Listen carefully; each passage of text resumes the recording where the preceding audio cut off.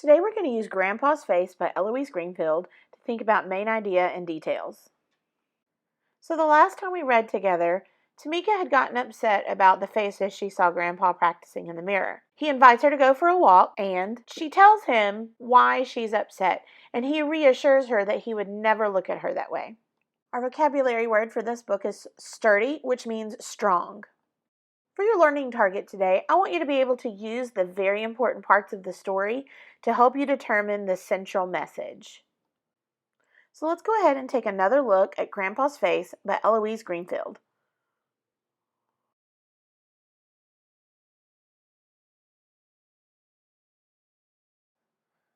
Tamika loved her grandpa.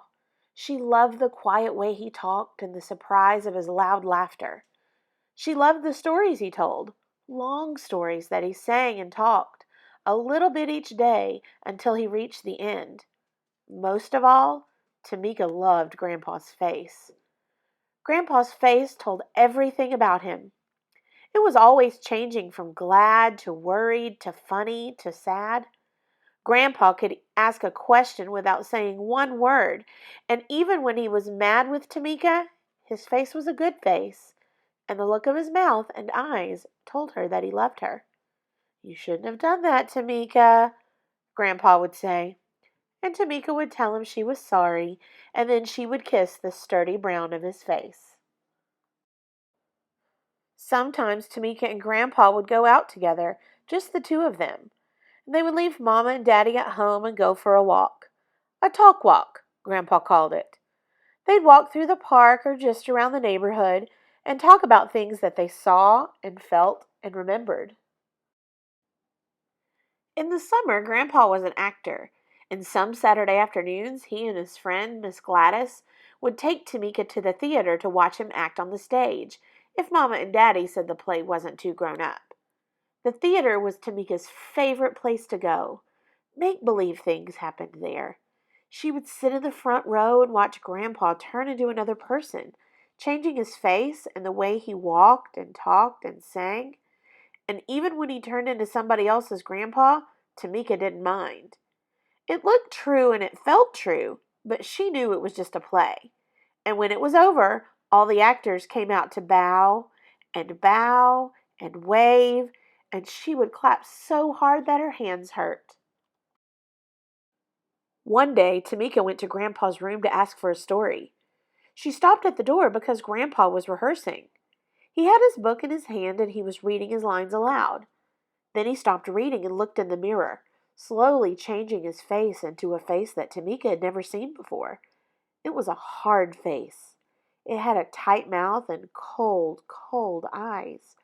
It was a face that could never love her or anyone. One of the most important things a reader can do is identify the central message in a text. The central message is what the big topic or idea is that the author wants the reader to take from the story. The central message is often revealed by looking at the characters' actions and or their feelings at important parts of the story. Important parts surprise us, startle us, or make us wonder. This part of the story sort of shocked me originally because up to this point, Grandpa has been so loving and kind. And this action seems very harsh and out of character for Grandpa, even if he is acting. So let's record some of our ideas on our chart. The very important part on page 8 is when Grandpa makes a face that Tamika feels could never love her or anyone. So there are a couple of things that I'm thinking about for the central message on this page. The first thing I'm thinking is that relationships can change. The other thing that I'm thinking is sometimes we question our relationships, even when they're strong. We question whether they are as strong as we thought they were. So the big idea I want you to remember today is that readers use the very important part of a story to help determine the central message. Tamika stood watching as Grandpa changed his face back and read some more lines from his book. Then she went to her room and sat on the bed. Her stomach was filled with scared places that made her want to cry. She had not known that Grandpa could look like that, and now that she did know, She couldn't be sure that he might not someday look at her with that face that could not love. She got out her jigsaw puzzle and played with it quietly until Mama and Daddy had finished cooking dinner. Then she washed her hands and sat down at the table, but she didn't feel like eating. She felt like doing bad things, all the things that Grandpa didn't like. So she made a hill out of her mashed potatoes and let her green peas roll down the hill. "Stop playing with your food, Tamika," Mama said, "and eat your dinner." Tamika looked at Grandpa's face, and it was still the face she knew. So she put a fork full of greens in her glass and watched her water turn a muddy green. Then she tapped on her plate with her spoon while the grown-ups were trying to talk. "I think you want to leave the table," Daddy said. "No, Daddy," Tamika whined. "I think you'd better, Tamika," Daddy said. "Go to your room now and you can eat by yourself later." Tamika began to cry a little. She looked at her mother and father, but when she started to look at Grandpa too, she felt the scared places in her stomach again, and she was too afraid to look. Then she cried harder. She stood up, crying loud and not watching what she was doing. Her hand bumped her glass and knocked it over, sending green water spattering onto Grandpa's shirt and across the tablecloth. "Tamika, what in the world?" Grandpa said. Tamika turned and looked at him then, expecting to see the face she had seen in the mirror. But it was Grandpa's face she saw. Grandpa's mad face, but it was still the one that loved her. Mommy and Daddy looked worried. "Tamika," Mama said, "what's this all about?" Tamika hung her head and didn't answer. "Stop crying now," Daddy said. He wiped her face while Grandpa went to change his shirt. This part is a little surprising to me.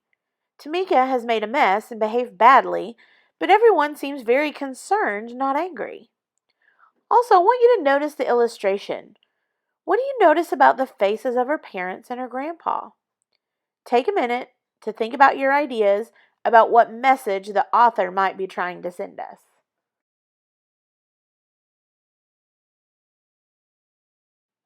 So on our chart, I want to record my thinking. Here on page 22, everyone seems very concerned about Tamika and not angry about her behavior. And because they're concerned rather than angry, I think that the central message that the author is trying to convey to us is that this behavior is really unusual for her and something must be bothering her. So remember, readers use the very important part of a story to help determine the central message. Then Grandpa came back and took her by the hand. "Let's go," he said. "Time for a talk walk." Tamika and Grandpa walked toward the park, holding hands. "Now, tell me what's wrong," Grandpa said. Tamika's hand felt good inside Grandpa's, but she wasn't sure she felt like talking. She watched the lines in the sidewalk for a little while, and then she said, "You have another face, Grandpa." "I do?" Grandpa said. "Uh-huh. I saw it in the mirror," Tamika said, "and it's a real mean face, too." They sat down on the grass, and Tamika let the words spill out. "The mouth is mean, and the eyes are mean, and I don't like that face, Grandpa," she said. "But that's just pretending, Tamika," Grandpa said. "You know that." "But it might not always be pretend," Tamika said. Grandpa thought for a moment. "Oh, I see," he said. Then he put his hands around Tamika's face and made her look at him. "I love you," he said. "I could never, ever look at you like that, no matter what you do. You hear?" "You sure?" Tamika said. "As sure as I am that you love me," Grandpa said. Tamika knew she was safe then, safe enough to hug Grandpa and kiss the sturdy brown of his face. Grandpa hugged her back. "Let's go home now," he said. On the way home, Grandpa stopped to talk to an old friend, but Tamika didn't pay any attention to what they were saying. She was much too busy watching a wave of laughter as it spread across her grandpa's face. So let's look at this very last page. I'm going to read it out loud to you again. On the way home, Grandpa stopped to talk to an old friend, but Tamika didn't pay any attention to what they were saying. She was much too busy watching a wave of laughter as it spread across her grandpa's face. So, what are you thinking? What surprised you, startled you, or made you wonder? What action or feeling is seen between Tamika and Grandpa? Take a minute to think about your ideas. What is the very important part and the message that the author is trying to convey to us? So, here is one of the things you may be thinking about at this part of the story.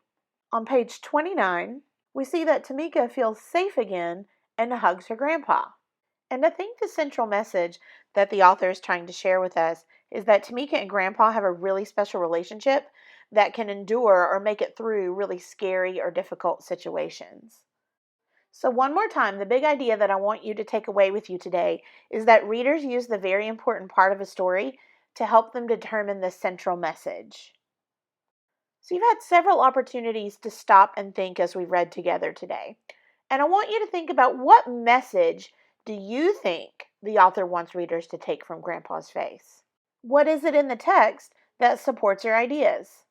I want you to write a paragraph with 3 or 4 different examples explaining your thinking. Be sure to use the events, actions, or ideas from the text to support your thinking. Remember that paragraphs have 3 to 5 sentences or more. You need to start your sentences with capital letters and end with punctuation. Don't forget to indent the first line, and skipping lines isn't necessary. When you're done, have an adult send me a picture of your work either on ClassDojo or through a Google Classroom. If you'd like, you can also use the sentence stem to get you started.